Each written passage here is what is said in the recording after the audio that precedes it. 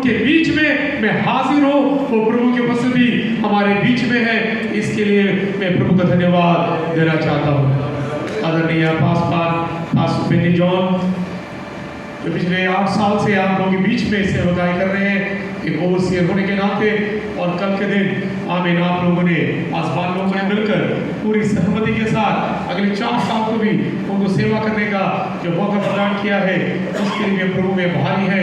प्रभु का धन्यवाद देना चाहते हैं। जैसे कल उन्होंने बताया, मैं 1995 से कलकत्ता में मेरा आना जाना हुआ है।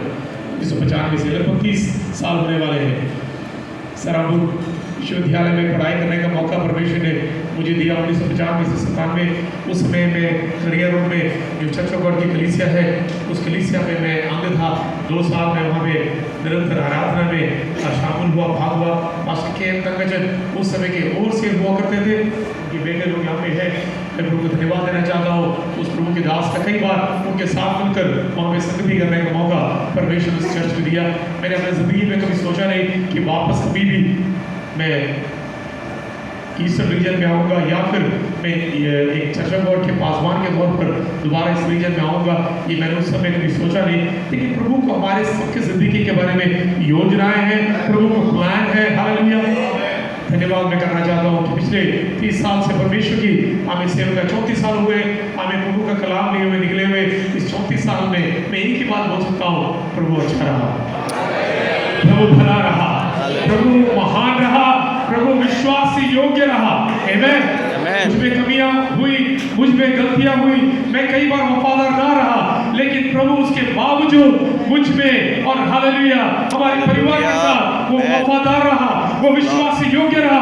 उसके लिए मैं प्रभु का धन्यवाद देना चाहता हूँ। आमीन। हालेलुया। समय कम है, इसलिए मैं ज़्यादा इंट्रोडक्शन की ओर नहीं जा रहा।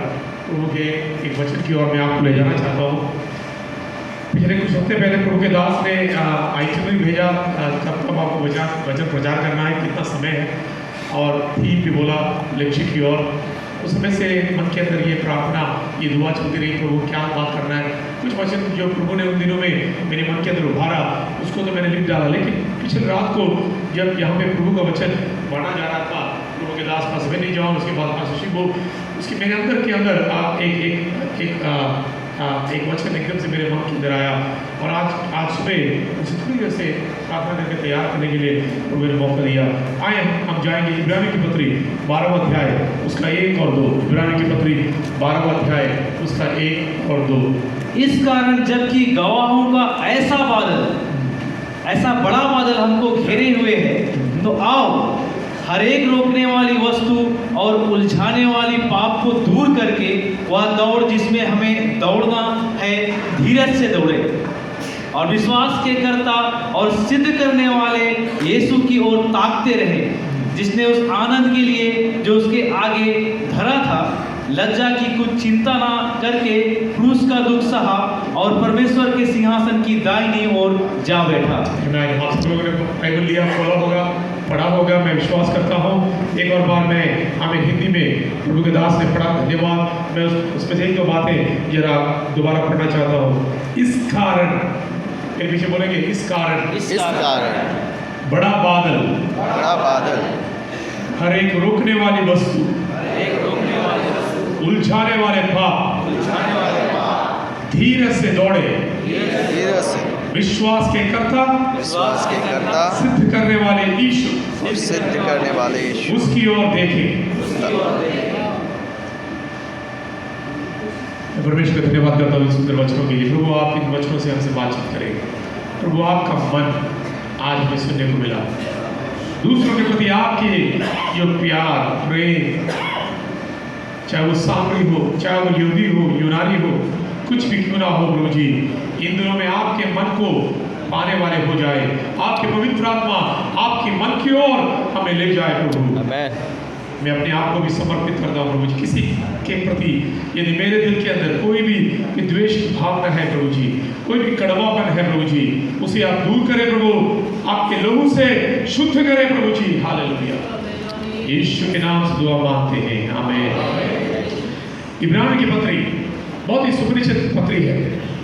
इसके लेखन करता कौन है, यदि इसके बारे में पूछा जाए हम सब बोलेंगे कि हो सकता है पौलुस हो सकता है अपुल्लोस हो, कुछ लोग बोलते हैं बरनबास है। एक सभा पिता है जिनका नाम है ओरिगन, उनसे पूछा गया तो उन्होंने बोला खुदा ही जानता है कि इसे किसने लिखा है, खुदा ही जानता है इसे किसने लिखा है। लेकिन एक बात साफ है, ये पत्री वास्तव में मुझे और आपको उत्तेजन प्रदान करती है, धीरज प्रदान करती है। It brings encouragement to us. किस प्रकार अपने मसीह जिंदगी में यदि हम और हताश हो रहे हैं, धीरज खो रहे हैं, हम यदि उस एक मुकाम में पहुंच चुके हैं कि आगे हमसे नहीं होगा, हम आगे इस दौड़ को पूरी नहीं कर पाएंगे, ऐसे एक मुकाम पर यदि हम पहुंच चुके हैं तो निश्चित तौर पर आप और कुछ नहीं पड़े तो मैं आपको ये धैर्य देना चाहता हूँ, धीरज देना चाहता हूँ, एक सुझाव देना चाहता हूँ कि आप इस पत्री को, इसके 13 अध्याय को 1 से लेकर 13 तक बार बार पढ़ें, क्योंकि ये पत्री उसी प्रकार लिखी गई है उन लोगों के लिए जो हताश हो रहे थे, जो धीरज खो रहे थे, जो विश्वास की जिंदगी में आकर अपने विश्वास को धीरे धीरे खोने लगे थे। कुछ सालों पहले ये पत्री मैंने बहुत प्रचार किया। एक समय ऐसा था कि मैं हर एक प्रचार इसी में से करता था। उन दिनों में मुझे, आपको किसी ने पढ़ा होगा मालूम नहीं, मुझे मालूम है कुछ प्रभु के दासों ने निश्चित तौर पर पढ़ा होगा। जॉन ओवन्स का कमेंट्री है, जॉन ओवन्स का कमेंट्री है इब्रानी के ऊपर, 8 वॉल्यूम। उसके एक वॉल्यूम हमारे एक बाइबल के जैसे, हमारे बाइबल में जितने पेजेस उतने पेजेस एक वॉल्यूम था। वो पढ़ने का मौका मुझे मिला। 16 सदी में जिए हुए वो प्रभु के दास ने वो कमेंट्री लिखा, ब्यूटीफुल कमेंट्री। उसके एक वचन को, उसके एक भाग को लेकर जिस प्रकार उन्होंने उसका वर्णन किया है, मैं प्रभु का धन्यवाद देना शुरू किया। उसको जब पढ़ने का मौका प्रभु ने मुझे दिया, मेरी आत्मिक जिंदगी में उसने मुझे बहुत तरक्की की और ये उन्नति की और ईश्वर पर का जो विश्वास है उस पर खड़े होने के लिए, स्थिर रहने के लिए मुझे बहुत अधिक प्रोत्साहन किया। इसलिए मैं बताना चाहता हूँ, क्योंकि ये उन विश्वासियों में लिखा गया था जो यहूदी मार्ग से ईसाई में आए, ईसाई धर्म में आए। आपके किसी भी धर्म से क्यों ना हो, ईसाई विश्वास में आए।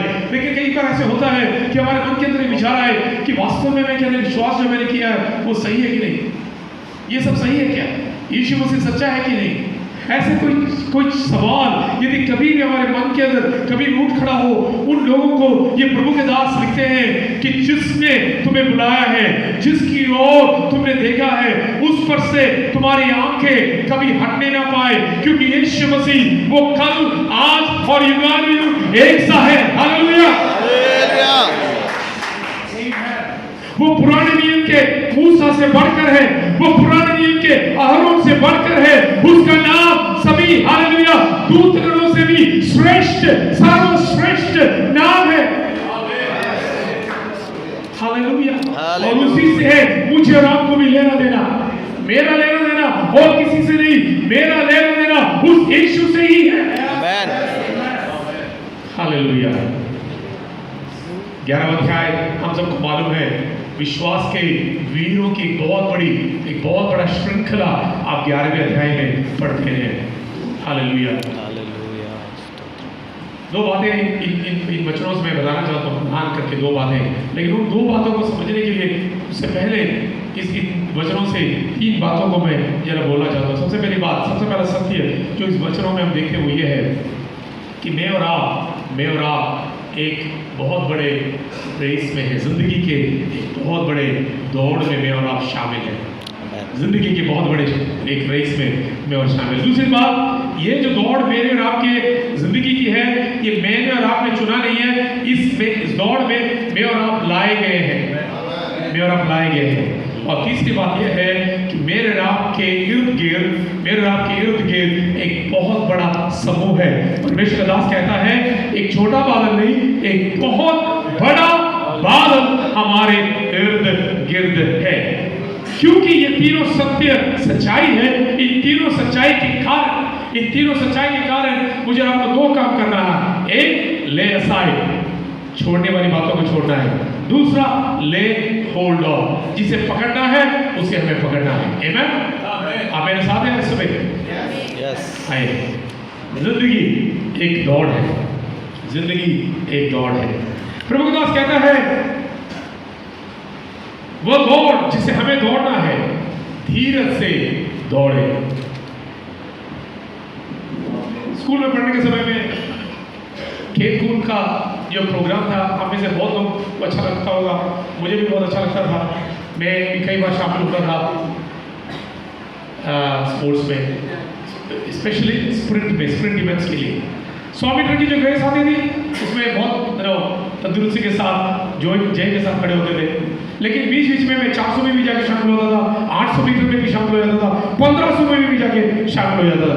मैं सोचता था ये सब भाग दौड़ में निश्चित तौर पर पूरा कर पाऊंगा, लेकिन बात ये होती थी कि 100 तो कहीं ना किसी न किसी तरह मैं समाप्त करूंगा, आगे नहीं पीछे से समाप्त करूंगा। लेकिन 800, 400 या 1500 ये भाग जब मैं करता था, पहला दौड़ हमारे स्कूल के ग्राउंड में एक चक्कर था 200 मीटर, दूसरा चक्कर में से 400 मीटर खत्म होगा, लेकिन 200 मीटर के बीच में मैं कहीं ना कहीं छोड़कर ग्राउंड में मैं शामिल हो जाऊँ, किसी को अपना मुंह भी मैं दिखाता नहीं था। आप में से कई अच्छे स्प्रिंटर होंगे, मेरी बीवी हमेशा मुझे कहती थी मैं तो बहुत तेज दौड़ने वाली थी। मैंने बोला तू बहुत तेज दौड़ती तो थी, लेकिन जिस समय से मेरी शादी हुई है उस समय से मैंने तुझे भागते हुए कभी देखा नहीं है। तेरी जो भी दौड़ थी उसको मैंने पूरी तरह से थाम लिया हो, जैसे वो यहाँ बैठे हुए, इसलिए मुझे पूरी तरह से मैं बोल सकता हूँ, ठीक है ना। तो जिंदगी, चाहे वो जिंदगी हो या मसीह जिंदगी हो, विश्वास की जिंदगी हो, ये एक दौड़ है, दौड़। काश ये 100 मीटर डैश होता तो मेरा पूरी तरह से इसे हो सकता है दौड़ लेते। काश ये 100 मीटर का डैश होता, 100 मीटर की दौड़ होती तो मेरा पूरी तरह से इसे जल्दी से भागकर समाप्त कर लेते। लेकिन दुर्भाग्य की बात यह है कि ये एक 100 मीटर स्प्रिंट नहीं है, 100 मीटर डैश नहीं है। This is the marathon of life. ये मैराथन की दौड़ है, मैराथन की दौड़ है, एक लंबी दौड़ है, एक लंबी दौड़ है। ये फोटो लेने में मैं अच्छा स्माइल,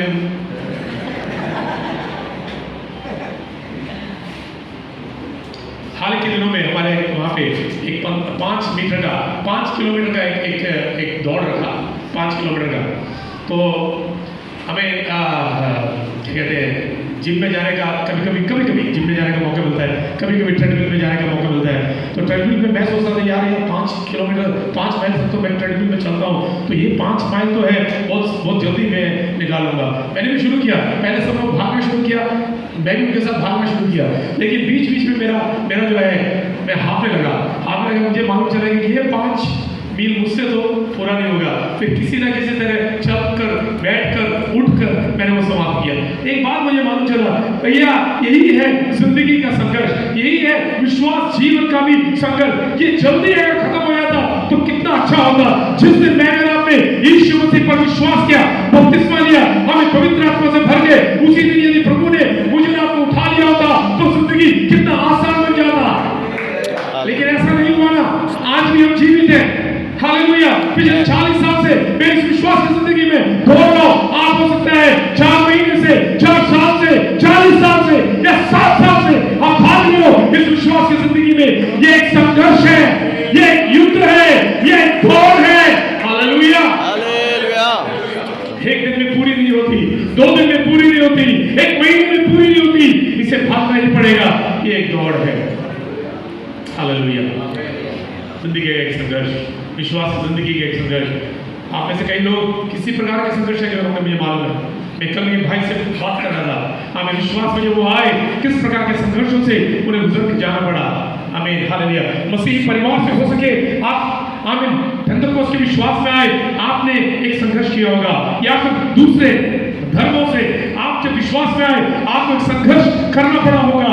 उस दिन से प्रभु की आत्मा ने एक बात स्पष्ट तौर पर आपको यह सिखाई कि जिंदगी है, विश्वास की जिंदगी, मसीह की जिंदगी, वो एक संघर्ष है, वो एक बहुत बड़ी दौड़ है। हालेलुया। एक दूसरी सत्य यह है कि ये जो रेस है ये मैंने और आपने नहीं चुना। इस रेस में, इस पथ पर मुझे और आपको लाया गया है, मेरा लाए गए। इंटरनेशनल ओलंपिक्स जब ट्रैक बनाती है ना, हर एक दौड़ वालों के मन के हिसाब से, अरे आपको कहाँ पे भागना है, आपके लिए हम ये रास्ता खोलेंगे। आपको किधर भागना है, आपके लिए हम ये रास्ता खोलेंगे। ऐसे बोलते हैं तो हर एक दौड़ वाला क्या करता, अपने अपने लिए उनके लिए जो आसान रास्ता है वो चुन लेता है। लेकिन इंटरनेशनल ओलंपिक कमेटी हो या एशियन गेम्स की जो कमेटी हो या भारतवर्ष के कोई छोटा सा स्कूल हो या फिर यूनिवर्सिटी हो या भारतवर्ष के कोई स्टेट लेवल का कैंप हो, वहां पर जो कमेटी है वो कमेटी निर्धारित करती है कि कौन सी जगह पर आप कब कैसे भागेंगे। यदि मैं और आप अपना रास्ता चुनते, दौड़ का मार्ग चुनते, तो मैं और आप उतना आसान रास्ता चुनते, उतना इजी रास्ता चुनते। लेकिन मैं आपको बताना चाहता हूं प्रेमियों, उसी प्रकार विश्वास की जिंदगी में जिसने हमें बुलाया है, जिसने हमें बुलाया है, उसने मुझे और आपको एक ऐसे पथ पर ला खड़ा किया है जो उसने मेरे लिए आपके लिए चुना है। मैंने आपने अपना रास्ता नहीं चुना, उसने मेरे लिए आपके लिए वो रास्ता चुना है। उसने मेरे और आपके लिए एक ट्रैक रखा है। आप दूसरे पासवान को देखेंगे, उनके रास्ते में कोई भी रुकावट नहीं, लेकिन आपके रास्ते में पूरी रुकावट ही रुकावट है। आप तो हर्डल कर रहे हैं, वो हर्डल नहीं कर रहे, वो सीधा सीधा भाग रहे हैं। उनको देखकर चिंता करने की बात नहीं, उनको जिस प्रभु ने बुलाया है उसी प्रभु ने आपको भी बुलाया है। आप कभी इस बात को सोचकर तालमेल करके अरे उनकी दौड़ मेरी दौड़ समान नहीं है, ये सोचकर आप कभी निराश मत होना, कभी हार मत जाना, कभी उस दौड़ से वंचित मत होना। Hallelujah, hallelujah. He has set the race for us. उसने दौड़ मेरे लिए और आपके लिए रास्ता चुनकर रखा है। हालेलुया। आप बिहार में दौड़ेंगे, वो प्रभु की आत्मा ने आपके लिए तैयार किया है। आप ओडिशा में दौड़ेंगे, ये प्रभु की आत्मा ने आपके लिए तैयार किया है। आप झारखंड में दौड़ेंगे, ये प्रभु की आत्मा ने आपके लिए तैयार किया है। आप हालेलुया छत्तीसगढ़ में दौड़ेंगे, ये प्रभु की आत्मा ने आपके लिए तैयार किया है। हालेलुया। आप में से कितने लोगों को मालूम है शाइनी विल्सन के बारे में? सुना होगा आपने, 30 साल 40 साल पहले की बात है। किसी ने सुना? दौड़ी, अच्छी दौड़ी, पहले आई। 400 मीटर का रेस था। मैं पूरा इंडिया जाग गया, पूरा इंडिया में इतना खुशी की लहर दौड़ी, क्योंकि पहली बार एशियन गेम्स में हमें एक गोल्ड मेडल मिला, पूरा इंडिया। लेकिन कुछ ही मिनटों के बाद मालूम चला वो गोल्ड मेडल तो पूरा जीरो बन गया। क्यों? पहले तो दौड़ के वो आई, लेकिन क्या किया, अपना ट्रैक बदल दिया उसने। जिस रास्ते से उसे भागना था, जिस ट्रैक पर शाइनी विल्सन को भागना था, उस ट्रैक को उसने छोड़ दिया और वो किसी दूसरे के ट्रैक में चल के भागी तो, लेकिन जीत भी गई। लेकिन क्या मिला उसे? स्वर्ण का मेडल नहीं मिला। सोच लो भाइयों बहनों दोस्तों, हालेलुया। जिस मार्ग में परमेश्वर ने मुझे आपको रखा है, उस मार्ग को छोड़कर किसी और के दूसरे के हरियालेपन को देखकर अरे मैं उसके दौड़ को दौड़ूंगा, ये सोचकर आप उसके रास्ते की ओर जाने की जरूरत नहीं। जहां पर प्रभु ने आपको रखा है वो प्रभु वफादार है, वो प्रभु विश्वास योग्य है, वो प्रभु सच्चा है। उसी मार्ग में, उसी पथ पर चलने के लिए वो आपको सामर्थ और शक्ति प्रदान करेगा। आमीन। Hallelujah, hallelujah, hallelujah. धन्यवाद। तीसरी बात प्रभु का दास कहता है, एक बादलों का एक बहुत बड़ा गवाह तुम्हें घेरे हुए, बादलों का एक बहुत बड़ा गवाह। प्रभु दास जानता है कि ये विश्वासी लोग थक चुके हैं, ये विश्वासी लोग थोड़े कष्ट में हैं, थोड़े पीड़ा में हैं, इनका जिंदगी थोड़ा आसान नहीं है। विश्वास की जिंदगी में निकले तो थे, लेकिन बीच के मार्ग में जो प्रयास हुए उसके कारण ये थोड़े बहुत हिल चुके हैं। इसलिए इनको क्या चाहिए? इनको चाहिए एक राहत, इनको चाहिए इस गर्म धूप के बीच में इनको क्या चाहिए? एक छोटा सा आश्वासन। वो क्या चाहिए? एक बादल। आप लोगों को मालूम है, जब तड़पती हुई धूप हो, उस तड़पती हुई धूप के बीच में थोड़ा सा बादल जब कभी भी उस सूरज की किरणों को जब ढांप लेता है, तब आपको क्या मिलता है? आप और क्या बोलते हैं? आश्वासन लेते हैं, इसलिए थोड़ी सी छाव जब पड़ती है तो मुझे आपको क्या मिलता है? आश्वासन मिलता है। प्रभु का दास जानता है और वो वो कहता है कि तुम जो इस दौड़ में दौड़ रहे हो, तुमको निराश होने की जरूरत नहीं, हताश होने की जरूरत नहीं, तुम्हें धीरज खोने की जरूरत नहीं, क्योंकि तुम्हारे ऊपर, तुम्हारे इर्द गिर्द, तुम्हारे चारों ओर कौन है? बादलों का एक बहुत बड़ा, गवाहों का एक बहुत बड़ा बादल, छोटा बादल नहीं, एक बहुत बड़ा बादल तुम्हारे इर्द गिर्द है। कहां पे है ये? 11वां अध्याय जब आप पढ़ेंगे, ये बादलों के व्यक्तित्व को आप देख सकते हैं। उसमें लिखे हुए हर एक प्रभु के दास और दासी लोग, हर एक, मैं नाम नहीं ले रहा समय के कारण, कमी के कारण, हर एक प्रभु के दास और दासी लोग जिन्होंने इस बात को पूरी तरह से आमीन हालेलुया परिचित कराया कि जिस परमेश्वर ने हमें बुलाया है वो वफादार है, वो विश्वास योग्य है, उसका वचन सच्चा है, उस पर तुम भरोसा कर सकते हो। ये लोग स्पेक्टेटर्स बनकर अभी क्या करते हैं? दर्शक बनकर तालियों के साथ आपको प्रोत्साहित कर रहे हैं। भागो मेरे भाइयों, जितने मेरे पास भागो, पीछे हटने की जरूरत नहीं। हमें मत हालेलुया नूहा, चाहे वो नूहा हो, चाहे वो हालेलुया मूसा हो, चाहे वो यूसुफ हो, अब्राहम हो, इसहाक हो, याकूब हो, या कोई भी क्यों ना हो, एक दासी को बोलती है सारा की जिंदगी इस बात को दिखाती है प्रभु विश्वास योग्य है, वो सच्चा है, वो वफादार है, वो हाथ नहीं छोड़ेगा। आमीन।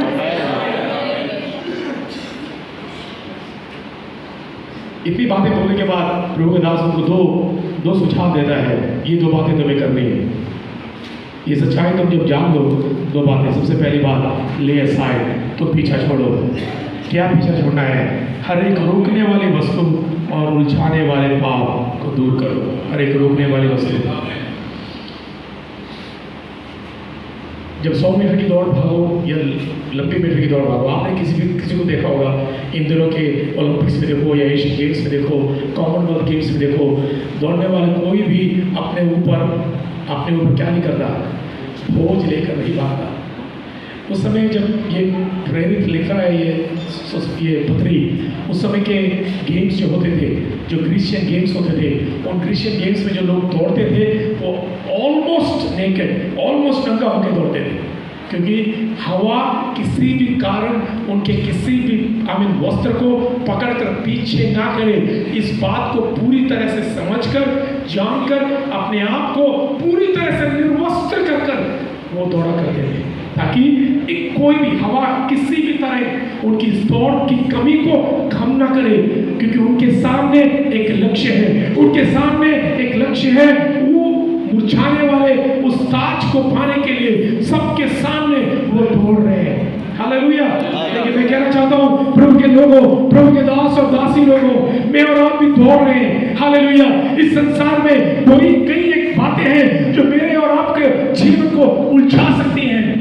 हमारे एम्बिशंस, हमारे डिजायर, हमारे मोटिव्स, हमारे दिल की आकांक्षाएं जो हमारे एम्बिशंस हो सकती है, पर्सनल एम्बिशंस जो मसीह के विरोध में है, वो कई बार क्या हो सकती है? हमें पीछे की ओर खींचे। विश्वास से तो हम निकल गए, धैर्य से तो हम निकल गए, लेकिन अभी हम आगे नहीं बढ़ पा रहे, आगे नहीं जा पा रहे। हालेलुया। पीछे की ओर हमें खींच रही है घर की चिंताएं, पारिवारिक चिंताएं, हालेलुया, अपने जिंदगी के बारे की चिंताएं। यीशु मसीह ने खुद का जो बीज बोया गया है, वो बीज अच्छी भूमि में गिरने से पहले वो कांटों के बीच में गिरा। जो बीज कांटों के बीच में गिरा वो आगे उग नहीं पाया, क्योंकि क्या? दुनिया भर की बातों ने उस बीज को क्या कर दिया? दबा दिया। मन में इच्छा तो है, आगे बढ़ना है, प्रभु के लिए काम करना है, लेकिन क्या है? उलझाने वाली बातें, संसार की उलझाने वाली बातें, पारिवारिक उलझाने वाली बातें मेरे आपके दौड़ को पीछा करना चाहेंगी, उससे मुझे आपको छोड़ना है। दूसरा बात क्या है वहां पे? पाप। जो पाप यहाँ पे इस्तेमाल किया गया है, इब्रानी की पत्री जब आप पूरी तरह से पढ़ते हैं, जो सबसे प्रथम पाप इब्रानी की पत्री में लिखा है, that is a sin of unbelief, अविश्वास का जो पाप है, अविश्वास का पाप। आप बोलेंगे अरे हम तो विश्वासी हैं, क्या हमको भी अविश्वास का पाप हो सकता है? मैं बोलता हूँ हाँ, अविश्वास का पाप होता है जब मैं और आपको परमेश्वर के वचन से पढ़कर अपने साथ अपने परिस्थितियों को देखते हैं और उस परिस्थिति के बीच में हम भूल जाते हैं कि परमेश्वर कौन है, उसने हमसे क्या कहा है, वो क्या कर सकता है। उस समय अविश्वास हमारे अंदर आता है। आप जकरिया से जरा पूछ के देखो, पुरोहित है, सेवा के लिए मंदिर के अंदर गया है, लेकिन जब सेवा कर रहा है उसके बीच में क्या हुआ, एकदम से एक दूत का प्रवेश हुआ।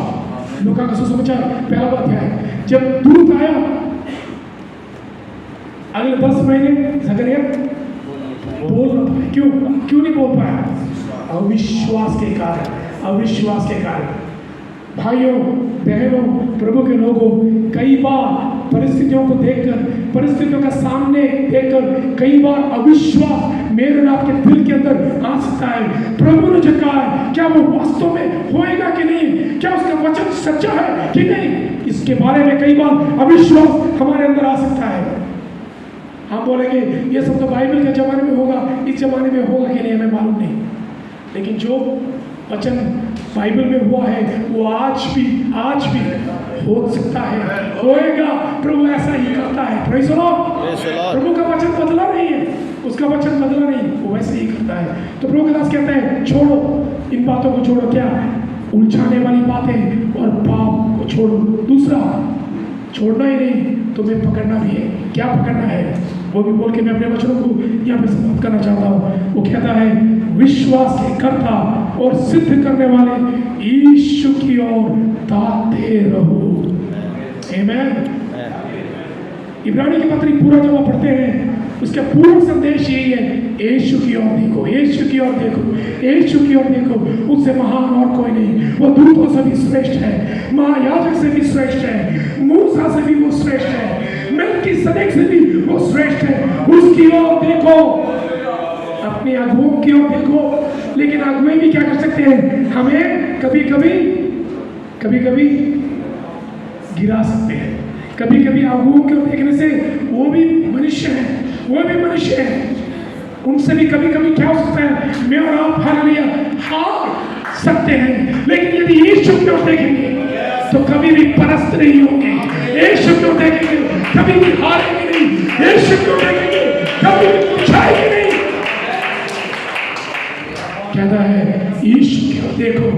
हालेलुया।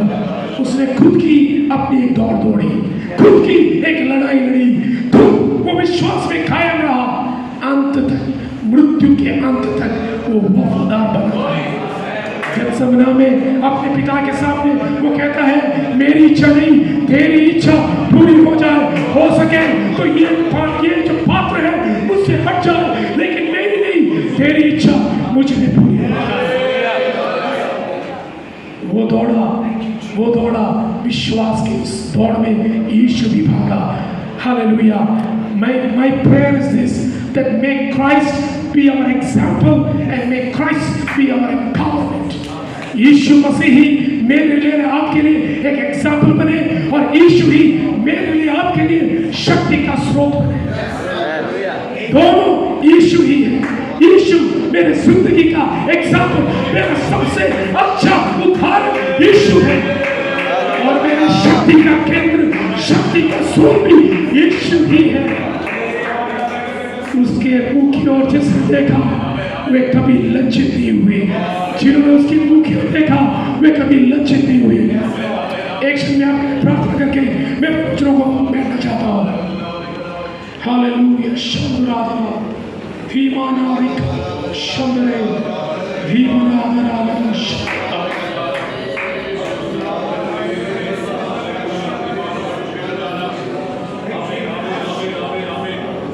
विश्वास का author and the perfecter of our faith, विश्वास का रचयिता, जिसने विश्वास में मुझे आपको बुलाया, वो प्रभु वफादार है, वो प्रभु वफादार है, आज भी वफादार है।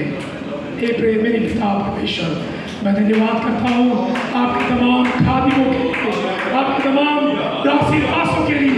यदि कोई भी निराश है, यदि कोई भी निराश है इस दौड़ में, वो इस बात को समझे कि आपने उन्हें उस दौड़ में रखा है। चाहे आंधी आ जाए, चाहे तूफान आ जाए, चाहे लोग उनके विरोध में खड़े हो जाए, चाहे बीमारी आ जाए, चाहे श्राप आ जाए, उसके पीछे भी आपने उन्हें चुना है, बुलाया है। इस दौर में आपने उन्हें रखा है। आपके मुंह की ओर देखते हुए, आप ही को अपना ईमान बनाते हुए, आप ही को अपना एग्जाम्पल में आप ठीक से शक्ति पाते हुए दिन प्रतिदिन आगे बढ़ने के लिए आप सहायता करें। आपके हाथों में हम अपने आप को समर्पित करते हैं। हमारी प्रार्थना सुना, धन्यवाद। यीशु के नाम से ये दुआ मांगते हैं।